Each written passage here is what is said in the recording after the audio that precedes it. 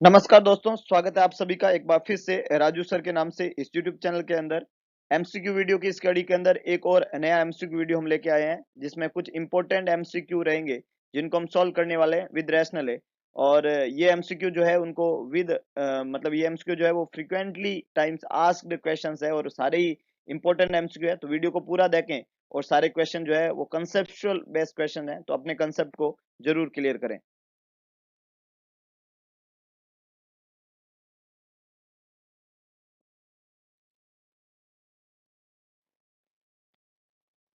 The nurse administers levodopa to a patient with Parkinson's disease. Which therapeutic effect does the nurse expect the medication to produce? Parkinson's disease का patient है, levodopa उसको दवाई चल रही है, बीमारी है पार्किंसंस डिजीज, दवाई का नाम है लिवोडोपा। क्या थेरापेटिक इफेक्ट जो है आप एक्सपेक्ट करेंगे इस दवाई का, मतलब लिवोडोपा का क्या थेरापेटिक इफेक्ट है इन पार्किंसंस डिजीज, आपको थेरापेटिक इफेक्ट बताना लिवोडोपा का। It increase acetylcholine production, it replace the neurotransmitter in brain, it regenerate the injured thalamic cell and it improve in myelination of neuron. चार option यहाँ पे दिए हुए हैं, थेरापेटिक इफेक्ट पूछा है पार्किंसंस डिजीज में लीवोडोपा का। तो देखिएगा, पार्किंसंस डिजीज वो बीमारी है जिसमें डोपामिन की कमी हो जाती है बॉडी के अंदर। डोपामिन एक न्यूरोट्रांसमीटर है जिसकी डेफिशिएंसी हो जाती है, और लीवोडोपा जो होता है, लीवोडोपा दवाई जो है वो डोपामिन का प्रीकर्सर है और जो न्यूरॉन सेल के अंदर डोपामिन के लेवल को बढ़ाने का काम करेगा। तो पहला ऑप्शन है इंक्रीज एसिटाइल कोलिन प्रोडक्शन, तो एसिटाइल कोलिन का नहीं, हमें तो डोपामिन चाहिए, तो ये तो गलत हो गया। एसिटाइल कोलिन की कमी जो है माइस्थेनिया ग्रेविस में होती है और वहां पे हम एसिटाइल कोलिन एस्टेज देते हैं, जो है एंटी कोलिन एस्टेज देते हैं इसके लाइन ऑफ ट्रीटमेंट में, तो ये तो गलत हो गया। दूसरा है replacement of the neurotransmitter in the brain cell, that is correct one, और कई लोगों ने सही जवाब भी दिया है, बी आंसर यहाँ पे करेक्ट बनेगा। जो न्यूरोट्रांसमीटर की डेफिशिएंसी है, मतलब डोपामिन की डेफिशिएंसी है ब्रेन सेल के अंदर, उसको रिप्लेस करने का काम करता है लीवोडोपा। और इसके साथ में एक और दवाई देते हैं कार्बिडोपा, जो इसका सिनर्जेस्टिक इफेक्ट देता है और इसके जो है लीवोडोपा इसके फंक्शन को बढ़ाता है। अगला लिखा हुआ है रीजनरेशन करेगी इंजूर्ड थैलेमिक सेल, तो न्यूरॉन सेल कभी भी रीजनरेट नहीं हो सकती, once the neuron cell is degenerated it's for life long, तो ये भी गलत है। और अगला है इंप्रूव करेगी माइलिनेशन ऑफ न्यूरॉन, तो न्यूरॉन का माइलिनेशन कभी भी ये दवाई नहीं करती है, मतलब इसका ये फंक्शन नहीं है। तो ए सी और डी यहाँ पे गलत है, बी बिल्कुल करेक्ट आंसर है कि रिप्लेस करेगी न्यूरोट्रांसमीटर को ब्रेन के अंदर।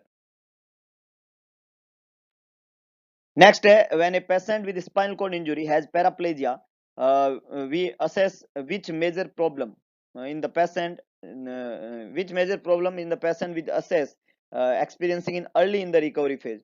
स्पाइनल कॉर्ड इंजरी का मरीज है और स्पाइनल कॉर्ड इंजरी के मरीज को पैराप्लेजिया हो चुका है। पैराप्लेजिया, पैराप्लेजिया का मतलब होता है कि किसी भी दो एक्सट्रीमिटीज का पैरालिसिस, आइदर अपर और लोअर, और जब भी स्पाइनल कॉर्ड इंजरी का मरीज है और उसको पैराप्लेजिया होता है तो लोअर पैरालिसिस होता है। तो यहाँ पे पैराप्लेजिया का मतलब है लोअर लिम्ब पैरालिसिस, मतलब दोनों पाँव के अंदर पैरालिसिस है। दोनों पाँव के अंदर पैरालिसिस तब होता है जब इंजरी जो होती है वो सैक्रल एरिया में होती है। अगर सिर्फ दोनों पाँव में पैरालिसिस है तो स्पाइनल कॉर्ड इंजरी कौन से रीजन के अंदर है? सैक्रल रीजन के अंदर। तो सैक्रल रीजन की स्पाइनल कॉर्ड इंजरी है, लोअर लिम्ब के अंदर पैरालिसिस हो चुका है। क्या मेजर प्रॉब्लम मरीज असेस करेगा अर्ली रिकवरी पीरियड के दौरान? फर्स्ट है ब्लड कंट्रोल, सेकंड है न्यूट्रिशनल इंटेक, थर्ड है क्वाड्रिसेप सेटिंग, और फोर है use of aid for ambulation. Blood का कंट्रोल नहीं होगा, न्यूट्रिशनल इंटेक में प्रॉब्लम होगी, क्वाड्रिसेप सेटिंग में प्रॉब्लम होगी, या अर्ली एम्बुलेशन के लिए उसको एड जो यूज किए जाते हैं वो यूज प्रॉपर्ली नहीं कर पाएगा क्योंकि लोअर लिम्ब के अंदर उसको क्या है, पैरालिसिस है। तो चार ऑप्शन यहाँ पे दिए हुए हैं, इनमें से आपको एक जवाब यहाँ पे चूज करना होता है। So the correct answer is a, बिल्कुल ब्लड कंट्रोल। देखिएगा, जब सैक्रल इंजरी होती है सैक्रल रीजन की, तो सैक्रल एरिया के अंदर ही मिक्चुरिशन रिफ्लेक्स सेंटर होता है। सैक्रल एरिया में कौन सा सेंटर होता है? मिक्चुरिशन। मिक्चुरिशन रिफ्लेक्स सेंटर जो होता है वो जिम्मेदार होता है यूरिनेशन के लिए, है ना, मिक्चुरिशन के लिए।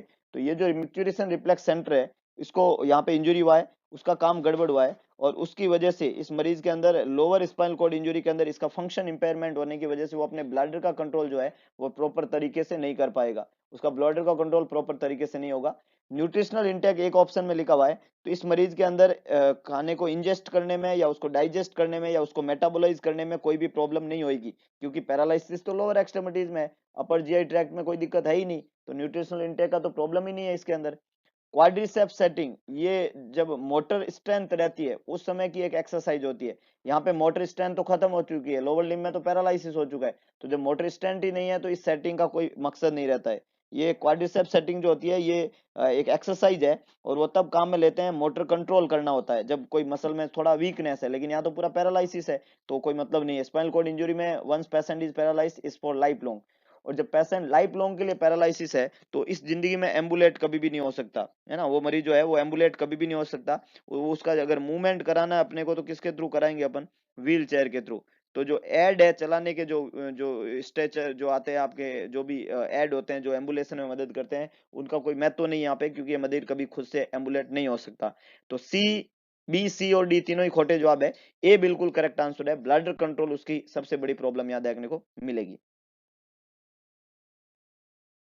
नेक्स्ट है when a patient is admitted with suspected atelectasis, बीमारी atelectasis that is collapsing of lungs, which clinical indicator can we expect to identify when assessing the patient? क्या क्लिनिकल इंडिकेशन इनिशियली मिलेंगे, मतलब एटिलैक्टोसिस का क्लिनिकल साइन क्या मिलेगा शुरुआत में आपको? स्लो और डीप रेस्पिरेशन हो जाएगा, डिमिंस हो जाएगी ब्रेथ साउंड, ड्राई और अनप्रोडक्टिव कफ होगा, और नॉर्मल ओरल टेम्परेचर होगा। एटिलैक्टोसिस वो बीमारी है जिसमें लंग्स जो है वो कोलैप्स हो जाते हैं, तो उसमें एयर एंट्री प्रॉपर्ली नहीं होती है। और जब लंग्स में एयर एंट्री प्रॉपर्ली नहीं होती है, बहुत ही बढ़िया, कई लोगों ने बिल्कुल सही जवाब दिया है, बी बिल्कुल करेक्ट है। डिमिंस हो जाएगी ब्रेथ साउंड, डिमिंस हो जाएगी ब्रेथ साउंड, क्यों? क्योंकि इसमें लंग्स क्या हो जाते हैं, कोलैप्स हो जाते हैं, और जब कोलैप्स लंग्स लेते हैं तो एयर एंट्री प्रॉपर्ली नहीं होती है, और प्रॉपर एयर एंट्री के अभाव के अंदर वहां पे ब्रेथ साउंड जो है वो क्या हो जाएगी, मिनिमाइज हो जाएगी, डिमिंस हो जाएगी। तो बी यहाँ पे करेक्ट आंसर बनेगा। नेक्स्ट है what nursing action will most help a patient obtain maximum benefit after postural drainage. कौन सा एक्शन जो है वो सबसे ज्यादा हेल्पफुल रहेगा एक पेशेंट में, जिसमें मैक्सिमम बेनिफिट हो पोस्चरल ड्रेनेज के बाद में? मतलब किसी मरीज में आपने पोस्चरल ड्रेनेज किया, पोस्चरल ड्रेनेज पोजिशनल ड्रेन होता है जब लंग्स में बहुत ज्यादा सिक्रीशंस होते हैं, तो हम एक तो देते हैं चेस्ट फिजियोथेरेपी, सीपीटी कहते हैं, और चेस्ट फिजियोथेरेपी देके पोजीशन के थ्रू लंग्स में से सिक्रेशन को बाहर निकालना पोस्चरल ड्रेनेज कहलाता है, पीडी इसको बोलते हैं, पोस्चरल ड्रेनेज, लंग्स में से सिक्रेशन को बाय पोजीशन बाहर निकालना। तो फर्स्ट ऑप्शन है हम ऑक्सीजन लगाएंगे, इससे उसको फायदा होगा। हम उस मरीज को सिटिंग पोजीशन देंगे, इससे फायदा होगा। हम मरीज को एनकरेज करेंगे करने के लिए, उससे फायदा होगा। हम मरीज को एनकरेज करेंगे रेस्ट के लिए 30 मिनट, इससे उसको फायदा होगा। तो देखिएगा आपने चेस्ट फिजियोथेरेपी दी, और आप जब पोस्चरल ड्रेनेज कर रहे हैं, जब उसको सिक्रेशन को बाहर निकालने की कोशिश कर रहे हैं, तब आपका best action, best beneficial action क्या होगा? बहुत अच्छे, कई लोगों ने बिल्कुल सही कि साहब जब सिक्रेशन अंदर है तो हम मरीज को कहेंगे तेज तेज खांसी करो, और बहुत ज्यादा कफ करेगा तो बहुत ज्यादा सिक्रेशन बाहर आएगा। तो we have to encourage the patient at that particular time to cough deeply, है ना, डीपली, बहुत गहराई से तुम खांसी करो, तेज खांसी करो। जितना तेज पेशेंट कॉप कर पाएगा उतने सिक्रेशंस बाहर आ पाएंगे, और जितने सिक्रेशंस बाहर आ पाएंगे उसका लंग्स उतना ही क्लियर होएगा, और उससे उसको रेस्पिरेशन ईजिंग होएगा, गैस एक्सचेंज प्रॉपर्ली होएगा, और उसकी बॉडी में साइनोसिस कम हो जाएगा, और उसकी बॉडी जो है वो कंफर्ट हो जाएगी। तो हमें मरीज को उस कंडीशन में डीपली कफिंग का जो है वो सजेशन सबसे बेस्ट देना होता है, ये सबसे ज्यादा बेनिफिशियल एक्शन है। नेक्स्ट है when we administer oxygen at 2 litre per minute via nasal cannula, patient है एम्पाइसीमा का, 2 लीटर से ऑक्सीजन आप दे रहे हैं, क्या क्लिनिकल इंडिकेटर है जो आप क्लोजली ऑब्जर्व करेंगे इस मरीज के अंदर? जब आप 2 लीटर से ऑक्सीजन दे रहे हैं नेजल कैनुला से, तो कौन सा क्लिनिकल इंडिकेटर जो है आप क्लोजली ऑब्जर्व करेंगे? Cyanosis and lethargy, anxiety and tachycardia, drowsiness and decrease respiration, और हाइपरमिया एंड इंक्रीज रेस्पिरेशन। एम्पाइसीमा का मरीज है, एम्पाइसीमा का मरीज है, 2 लीटर वाया नेजल कैनुला आप ऑक्सीजन दे रहे हैं उस पेशेंट को, क्या क्लिनिकल इंडिकेटर जो है आप क्लोजली ऑब्जर्व करेंगे? क्लोजली मतलब कोई ऐसा क्लिनिकल साइन आएगा जो ज्यादा डेंजरस है, जो ज्यादा डेंजरस है।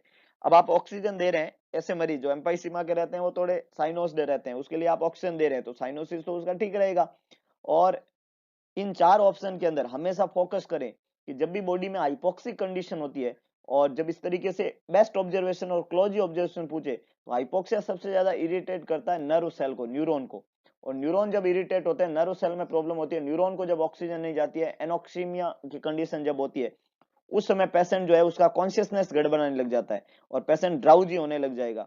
तो यहाँ पे एक वर्ड है ड्राउजीनेस, ये इंडिकेट करता है कि मरीज का न्यूरोलॉजिकल इन्वॉल्वमेंट हुआ है, ऑक्सीजन की कमी होती है, नर्वस सिस्टम अफेक्ट हुआ है। और जब भी ड्राउजीनेस पेशेंट होएगा उसका रेस्पिरेशन डिक्रीज होने लग जाएगा, इसका मतलब नर्वस सिस्टम ने काम करना बंद कर दिया। राजा सिस्टम जब काम करना बंद कर देता है तो पेशेंट का सर्वाइव होना मुश्किल हो जाता है। तो सी यहाँ पे करेक्ट आंसर बनेगा कि जब हम पेशेंट में ड्राउजीनेस और डिक्रीज रेस्पिरेशन असेस करेंगे, तो ये सबसे अच्छा ऑब्जर्वेशन है, नियरली ऑब्जर्वेशन है, और ये तुरंत रिपोर्टिंग ऑब्जर्वेशन है, ये इंडिकेट करता है कि ब्रेन को सफिशिएंट अमाउंट में ऑक्सीजन सप्लाई नहीं हो रहा है। When we administer oxygen to a patient, chest pain है जिसको और restlessness है patient, which is the method of oxygen administration that is least likely? कौन सा least likely?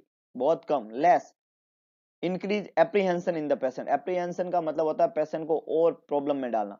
तो एक मरीज चेस्ट पेन लेके आया, रेस्टलेसनेस है, और उस मरीज के अंदर हमें ऑक्सीजन लगानी है, क्योंकि अगर चेस्ट पेन लेके रेस्टलेसनेस है तो हम समझते हैं कि ये किसके इंडिकेशन है, मरीज को एमआई हो सकता है, मायोकार्डियल इन्फार्क्शन, और उसको थोड़ा बहुत ऑक्सीजन मदद करती है। तो किस तरीके से ऑक्सीजन देने पे मरीज जो है वो ज्यादा एप्रीहेंसिव नहीं होगा, है ना, लीस्ट लाइकली टू इंक्रीज, मतलब उस मरीज को ज्यादा दिक्कत नहीं होगी, ज्यादा घुटन नहीं होगी, ऐसे क्या तरीके से ऑक्सीजन देवें कि मरीज को घुटन ज्यादा ना हो? कैनुला से, कैथेटर से, वेंचुरी मास्क से, रीब्रीदर मास्क से? बहुत बढ़िया, बहुत बढ़िया। एकमात्र ऑप्शन अपने पास में है nasal cannula. Nasal cannula is the correct one. हम जितने भी मरीज जिनको ऑक्सीजन की इतनी ज्यादा डिमांड तो नहीं है, वो रेस्पिरेटरी एलिमेंट के मरीज नहीं है, वो कार्डियक एलिमेंट का मरीज है, एमआई हुआ है, और उसको सपोर्टिंग ऑक्सीजन देना है, तो हमें घुटन को कम करने के लिए हम वो तरीका काम में ले जो मरीज के लिए कम एप्रीहेंसिव हो, लीस्ट एप्रीहेंसिव हो। तो नेजल कैनुला वो तरीका है जिससे मरीज कंफर्टेबल रहता है। यहाँ पे मरीज के कंफर्ट का ध्यान रखना है आपको, और अगर आप नेजल कैनुला से ऑक्सीजन दे रहे हैं तो मरीज कंफर्ट रहेगा, उसको कोई दिक्कत नहीं होगी। तो ये तरीका सबसे बेस्ट माना जाएगा यहाँ पे। नेक्स्ट है, which medical diagnosis can we expect when collecting a health history from a patient who is scheduled for an antrectomy? अगर किसी मरीज का आप ये सर्जरी कर रहे हैं, एंटेरेक्टमी, एंट्रेक्टमी सर्जरी क्या होती है? Removal of antrum part of stomach, stomach का जो एंट्रल पार्ट है उसका रिमूव करना एंट्रेक्टमी कहलाता है। तो ये सर्जरी कर रहे हैं तो आप क्या एक्सपेक्ट करते हैं कि क्या हेल्थ हिस्ट्री रही होगी, मरीज को क्या प्रॉब्लम रही होगी पहले? उसको कैटरेक्ट है, उसको गैस्ट्रिक अल्सर है, उसको ओटोस्क्लेरोसिस है, उसको ट्राइजेमिनल न्यूरल्जिया है। बहुत आसान है पहचाना। जब हमने एंट्रेक्टमी बोला तो सर्जरी किसकी है? जीआई सिस्टम की। तो बीमारी भी किसकी होगी? जीआई सिस्टम की। Removal of antral part of stomach is antrectomy. तो इसका मतलब ये तब करते हैं सर्जरी जब मरीज को क्या होता है? Gastric ulcer. गैस्ट्रिक अल्सर वाले मरीज के अंदर स्टोमक की सर्जरी है, एंट्रेक्टोमी, वो कैरिड आउट करते हैं। कैटरेक्ट एक बीमारी है आंख की, आई की, ये जीआई सिस्टम की बीमारी नहीं है, आई की बीमारी है कैटरेक्ट, है ना। कैटरेक्ट जो है वो आई की बीमारी है, और उसमें लेंस जो होता है वो रिप्लेस करते हैं अपन, है ना, ब्लर लेंस हो जाता है। और ओटोस्क्लेरोसिस ईयर की बीमारी है ना, ईयर की जो बोन होती है ना, मेलियस, इनकस और स्टेपिस, उन बोन की बीमारी होती है ओटोस्क्लेरोसिस, जिससे हियरिंग डिफेक्ट देखने को मिलता है। और ट्राइजेमिनल न्यूरल्जिया जो है वो एक नर्वस सिस्टम की बीमारी है, जिसमें क्रेनियल नर्व होती है, fifth cranial nerve, trigeminal nerve, उसकी सेंसरी ब्रांच जो होती है उसके कंप्रेशन की वजह से मरीज को फेशियल पेन होता है, यूनिलेटरल साइड में, एक साइड के अंदर फेशियल पेन होता है, मिक्स मिक्स होती है, fifth cranial nerve mix type की होती है। तो इसकी सेंसरी ब्रांच के अफेक्ट होने के कारण एक साइड के फेस में पेन होना ट्राइजेमिनल न्यूरल्जिया कहलाता है। तो इसमें भी ये सर्जरी नहीं होती है। तो यहाँ पे करेक्ट आंसर बनेगा B, that is gastric ulcer, जिसमें सर्जरी करते हैं एंट्रेक्टमी। तो मरीज को शायद इसकी हिस्ट्री है और इसकी वजह से ये सर्जरी किया जा रहा है। When considering a patient's symptom, how should the nurse categorize a patient's complaint of tinnitus? जब आप सिम्टम को कैटेगराइज करते हैं तो किसी मरीज का टिनाइटस का कंप्लेन कौन सी कैटेगरी के अंदर आएगा? कोई मरीज ने टिनाइटस का कंप्लेन किया तो ये कौन सा सिम्टम है? ऑब्जेक्टिव है, सब्जेक्टिव है, प्रोड्रोमल है, या फंक्शनल है?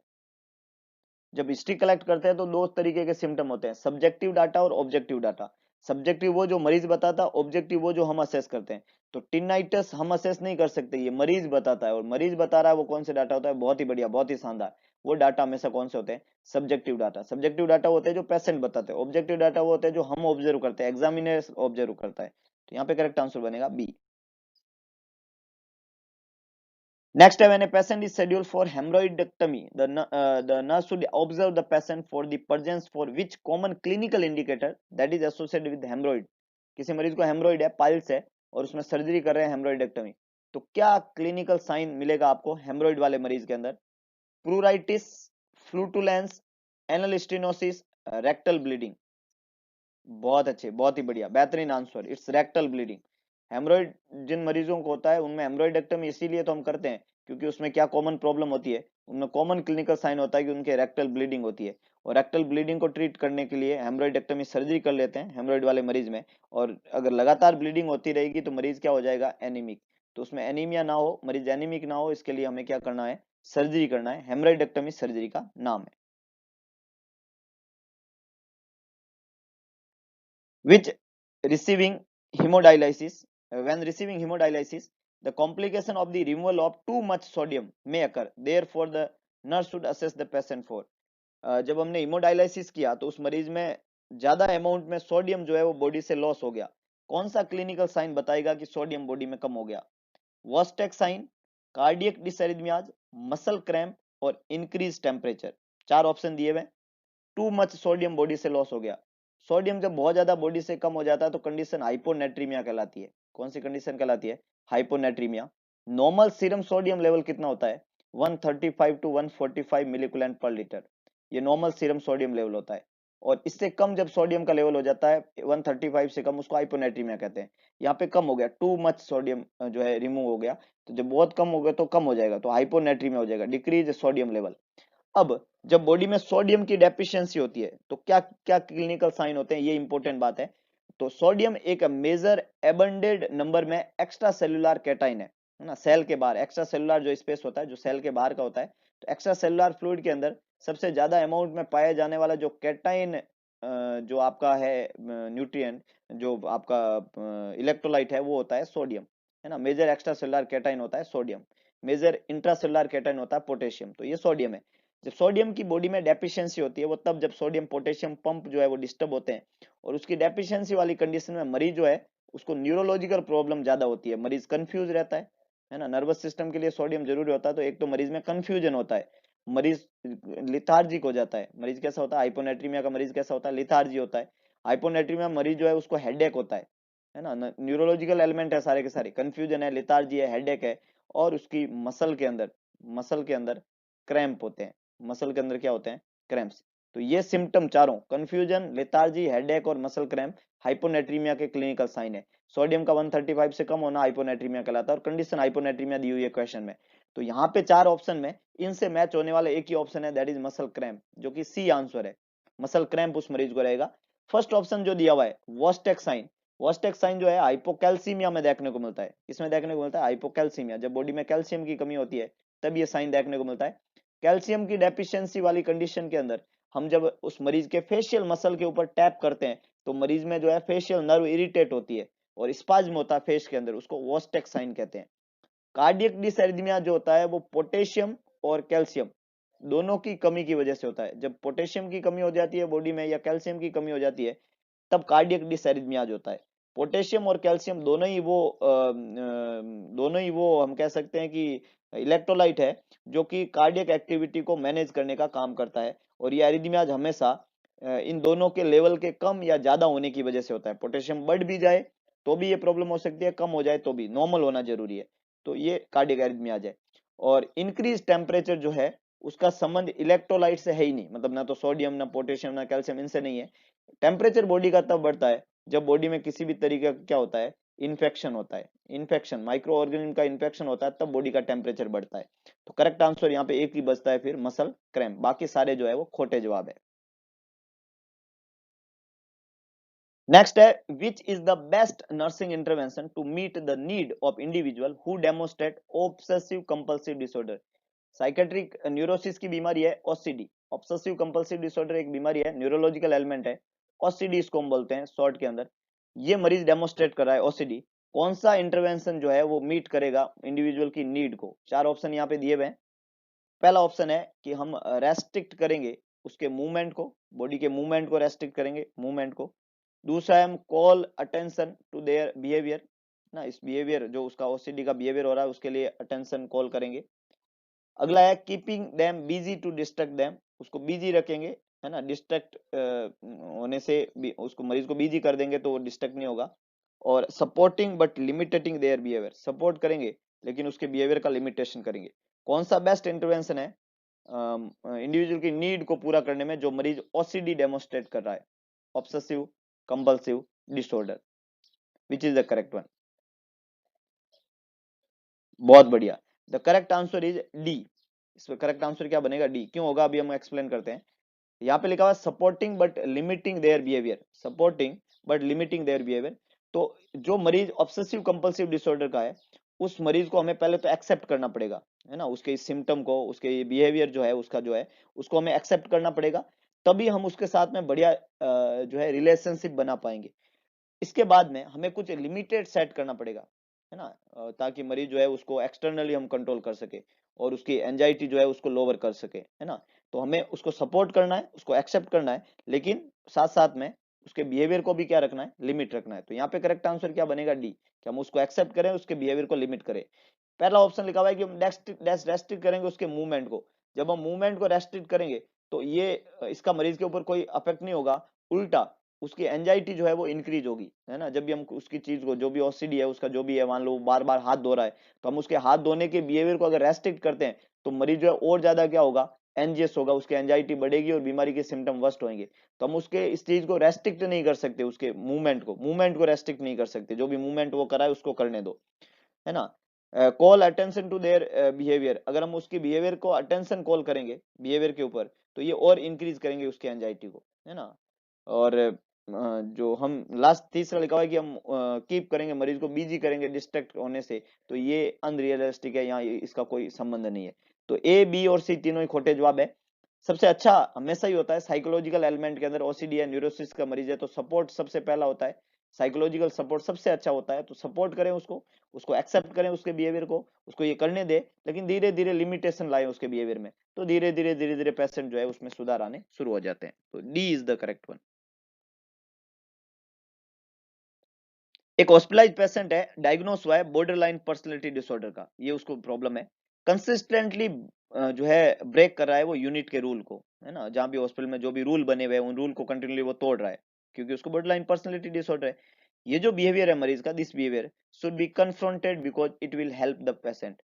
ये जो बिहेवियर है मरीज का, उसका किस तरीके से विरोध करें हम, कैसे उसको ठीक करें, कैसे उसको सही करें, कन्फ्रंटेड का मतलब है उसका सामना कैसे करें इस बिहेवियर का, ताकि मरीज को जो है मदद कर सके, हम उसकी पेशेंट की हेल्प कर सके इस समय। तो हेल्प करने वाला क्या ऑप्शन रहेगा, क्या ऐसा एलिमेंट, किस तरीके से आप उसको मैनेज करने का यहाँ पे काम करेंगे, कैसे मैनेज करेंगे।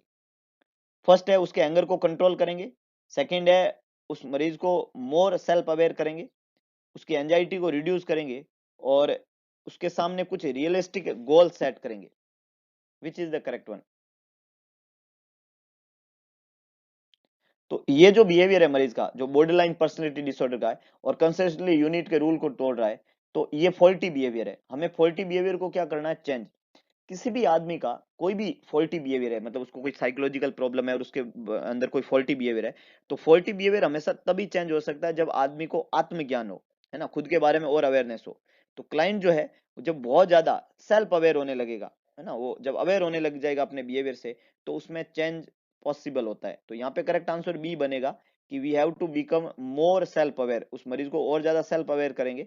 और जब मरीज बहुत ज्यादा, when the client become more aware from their behaviour, हम उसमें किसी भी तरीके का चेंज जब लाना चाहते हैं, आप कुछ कुछ चीजें चेंज करना चाहते हो, आप उसके एंगर को कंट्रोल करना चाहते हो या उसकी एंजाइटी को कम करना चाहते हो या कुछ रियलिस्टिक गोल सेट करना चाहते हो, तो ये करने से पहले आपको उसको सेल्फ अवेयर करना पड़ेगा। सेल्फ अवेयर करके ही आप चेंज ला सकते हो, बिना अवेयर किए। मान लो आप तो उसमें चेंज लाने का शुरू कर दिया और आपने उसको उसकी प्रॉब्लम से अवेयर ही नहीं किया, तो मरीज कभी एक्सेप्ट ही नहीं करेगा चीजें, बोले मेरे को क्या प्रॉब्लम है, आपको आप ऐसे करो, बोले ऐसे मैं क्यों करूं, मेरे कोई प्रॉब्लम नहीं है। तो पहले ये प्रूव करो कि हाँ आपको प्रॉब्लम है, और जब उसको खुद को रियल हो जाए लगे हाँ मेरे को प्रॉब्लम है, तब आपकी बात उसको ज्यादा अच्छे से समझ में आएगी। फिर आप उसके एंगर को भी कंट्रोल कर सकते हो, आप एंजाइटी को रिड्यूस कर सकते हो, ये सब चीजें कर सकते हो। तो कन्फ्रंटेशन जो होता है, जब आप सामना करने जाते हो तो मरीज आपका साथी होना जरूरी है। जब वो साथी होगा तब चीजें जल्दी अच्छी होती है।